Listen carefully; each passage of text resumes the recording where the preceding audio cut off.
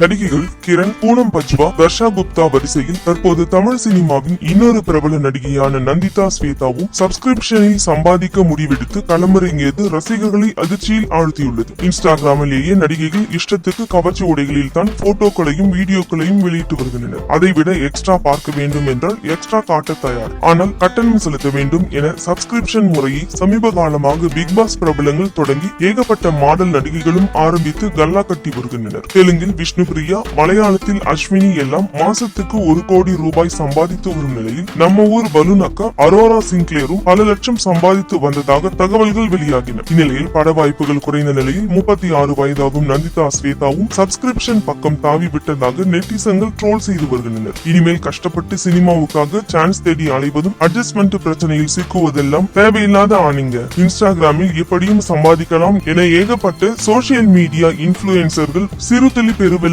என்பது போல மாதம் ஒருவரிடம் 390 ரூபாய் மற்றும் அதற்கு மேல் தங்களது சந்தா தொகையாக நிர்ணயித்து சப்ஸ்கிரிப்ஷனை ஆரம்பிக்க அந்த மாடல் அழகியையோ நடிகையையோ வெறித்தனமாக ஃபாலோ பண்ணும் ரசிகர்கள் சப்ஸ்கிரிப்ஷனில் காசு கட்டி இணைந்தால் அந்த பிரபலத்துக்கு அதன் மூலம் காசு கொட்டு என கொட்டுதாம். மில்லியன் கணக்கில் ஃபாலோயர்ஸ்கள் வைத்திருக்கும் நடிகைகள் மற்றும் இன்ஸ்டா இளவரசிகள் எல்லாம் அதில் ஒரு 100 பேர் சப்ஸ்கிரைபர்களாக சேர்ந்தாலே மாதம் 40,000 சம்பாதிக்கலாம் என்றும் குறைந்தபட்சம் 1000 பேர் சேர்த்துவிட்டால் மாதம் 4 லட்சம் அல்வா போல அல்லலாம் என ஆரம்பித்து ராணி போல வாழ்ந்து வருகின்றனர். அரோராவுக்கு எல்லாம் 2500 பேருக்கு மேல் சப்ஸ்கிரைபர்கள் பிக் பாஸ் நிகழ்ச்சிக்கு வருவதற்கு முன்பே இருந்தனர். அட்டகத்தி படத்தின் மூலம் தமிழ் சினிமாவில் ஆடி போனா ஆவணி, அவ ஆளை மயக்கும் தாவணி என அறிமுகமான நந்திதா விஜய் சேதுபதியின் குமுதாவாக கும்முனு இதற்கு தானே ஆசைப்பட்டாய் பாலகுமாரா படத்தில் கலக்கியவர் இத்தனை ஆண்டுகளாக பட வாய்ப்புகள் கிடைக்கவில்லை என்று கம்முனு இருந்த நிலையில் இனிமேல் சும்மா இருக்க முடியாது என சப்ஸ்கிரிப்ஷன் பக்கம் வண்டியை ஜம்முன்னு ஸ்டார்ட் செய்துள்ளார்.